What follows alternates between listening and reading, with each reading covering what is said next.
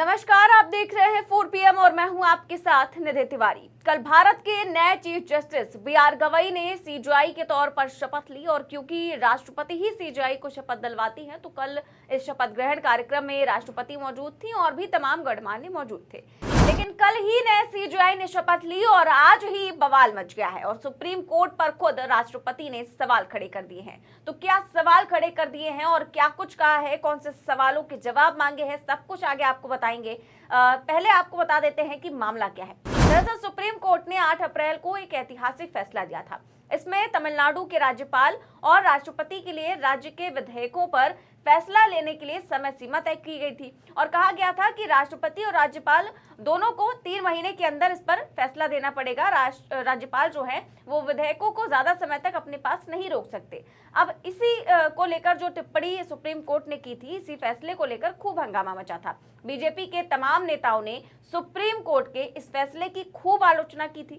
यहाँ तक कि उपराष्ट्रपति जगदीप धनखड़ ने भी सुप्रीम कोर्ट के इस फैसले की कड़ी आलोचना की थी। उपराष्ट्रपति ने तो यहाँ तक कह दिया था कि सुप्रीम कोर्ट सुपर संसद की तरह काम कर रही है और बीजेपी के सांसद निशिकांत दुबे की टिप्पणी तो आपको याद ही है। और अब सुप्रीम कोर्ट का ये फैसला एक बार फिर से चर्चा में आ गया है क्योंकि राष्ट्रपति द्रौपदी मुर्मू ने इस फैसले पर सवाल उठाए हैं। ये आज की बहुत बड़ी खबर है और खबर देखिए, लिखा है कि सुप्रीम कोर्ट की ओर से समय सीमा तय किए जाने पर राष्ट्रपति ने उठाए सवाल, कहा संविधान में ऐसा कोई प्रावधान नहीं। खबर में आगे लिखा है कि राष्ट्रपति द्रौपदी मुर्मू ने प्रेसिडेंट और गवर्नर के लिए डेडलाइन तय करने पर सवाल उठाए हैं। राष्ट्रपति मुर्मू ने पूछा कि संविधान में इस तरह की कोई व्यवस्था ही नहीं है, तो सुप्रीम कोर्ट कैसे राष्ट्रपति राज्यपाल के लिए बिलों पर मंजूरी की समय सीमा तय करने का फैसला दे सकता है। मुर्मू ने बुधवार को सुप्रीम कोर्ट से 14 सवाल पूछे हैं। मुर्मू ने राष्ट्रपति और राज्यपाल की शक्तियों, न्यायिक दखल और समय सीमा तय करने जैसी बातों पर स्पष्टीकरण मांगा है। तो सुप्रीम कोर्ट के फैसले पर राष्ट्रपति जी ने आपत्ति जताई है और कहा है कि देश के संविधान में ऐसा कोई प्रावधान नहीं है, तो सुप्रीम कोर्ट किस आधार पर यह फैसला दे सकता है। दरअसल इस पूरे मामले की शुरुआत तमिलनाडु के गवर्नर और राज्य सरकार के बीच हुए विवाद की बात हुई। गवर्नर ने राज्य सरकार के बिल रोक दिए थे। इस पर जब तमिलनाडु सरकार सुप्रीम कोर्ट में गई तो बहुत ही ऐतिहासिक फैसला सुप्रीम कोर्ट के 2 जजेस ने दिया था। जस्टिस JB पारदीवाला और जस्टिस R महादेवन की बेंच ने इस पर फैसला दिया।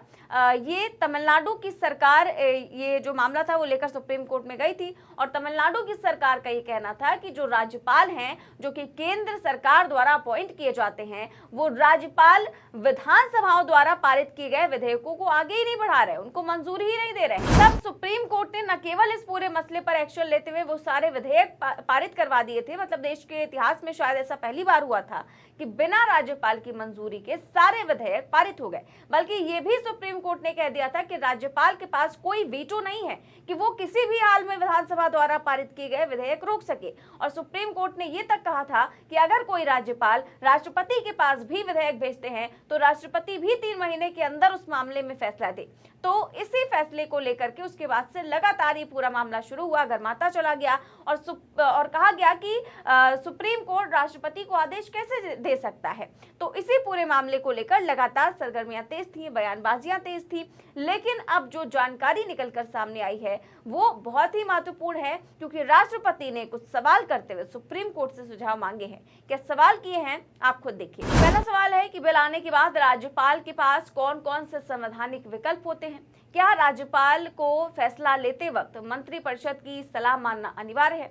क्या राज्यपाल के फैसले को कोर्ट में चैलेंज किया जा सकता है। क्या आर्टिकल 361 राज्यपाल के फैसलों पर न्यायिक समीक्षा को रोक सकता है।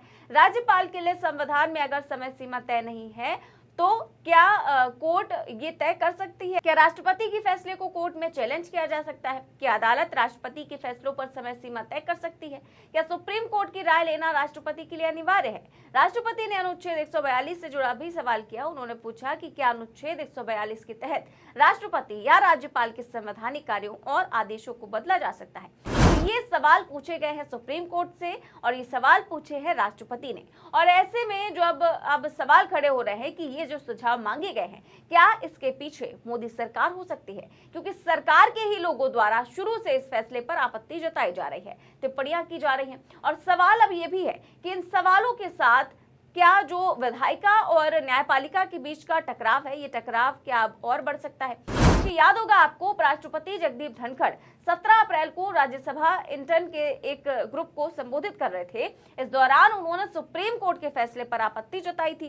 धनखड़ ने कहा था कि अदालतें राष्ट्रपति को आदेश नहीं दे सकती। संविधान के अनुच्छेद 142 के तहत कोर्ट को मिला विशेष अधिकार लोकतांत्रिक शक्तियों के खिलाफ 24/7 उपलब्ध न्यूक्लियर मिसाइल बन गया है, जो सुपर पार्लियामेंट की तरह काम कर रहे हैं। उपराष्ट्रपति ने कहा था कि हमारे पास ऐसे न्यायाधीश हैं जो कानून बनाएंगे, जो कार्य करेंगे और सुपर संसद के रूप में भी कार्य करेंगे। उनका कोई जवाबदेही नहीं होगी, क्योंकि देश का कानून उन पर लागू नहीं होता। लोकतंत्र में चुनी हुई सरकार सबसे अहम होती है और सभी संस्थाओं को अपनी सीमाओं में रहकर ही काम करना चाहिए।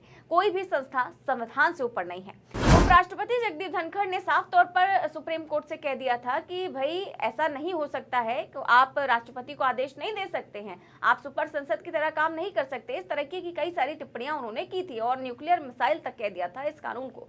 वैसे आपको ये भी बता दूं कि 13 तारीख को जब संजीव खन्ना रिटायर हो रहे थे, तो जाते जाते उन्होंने बहुत ही अहम बात बोली थी। उन्होंने कहा था कि सुप्रीम कोर्ट जो भी करता है वो अधिकार उसको संविधान ने दिया है, वो उसकी ड्यूटी है और सुप्रीम कोर्ट के पास ये अधिकार है और ये अधिकार खुद संविधान देता है कि वो कोई भी फैसला संविधान की कसौटी पर कर सके। हालांकि अब जब सुप्रीम कोर्ट से सवाल किए गए हैं, तो अब देखना ये होगा कि इस पूरे मामले पर सुप्रीम कोर्ट क्या जवाब देती है, जस्टिस गवाई क्या जवाब देते हैं। हालांकि सुप्रीम कोर्ट के पास ये भी अधिकार है कि वो इसका जवाब ना भी दे। सुप्रीम कोर्ट कोई बाध्यता नहीं है उसके पास कि वो इसका जवाब दे ही दे। ऐसे किसी सवालों का जवाब देने के लिए वो बाध्य नहीं है, लेकिन जस्टिस गवाई क्या करते हैं ये देखने वाली बात होगी। और देखने वाली बात ये भी होगी कि क्योंकि जस्टिस गवाई जो है उनका कार्यकाल बहुत छोटा सा है, 6 महीने का उनका कार्यकाल है, तो ऐसे में बहुत सी चुनौतियां कहा जा रहा है कि उनके सामने आ सकती हैं, क्योंकि कई सारे फैसले ऐसे सरकार के खिलाफ भी उनको देने हैं। तो देखते हैं क्या कुछ होता है। फिलहाल इस खबर में बस इतना ही। देश और दुनिया की तमाम बड़ी खबरें जानने के लिए देखते रहिए 4 PM न्यूज नेटवर्क। नमस्कार।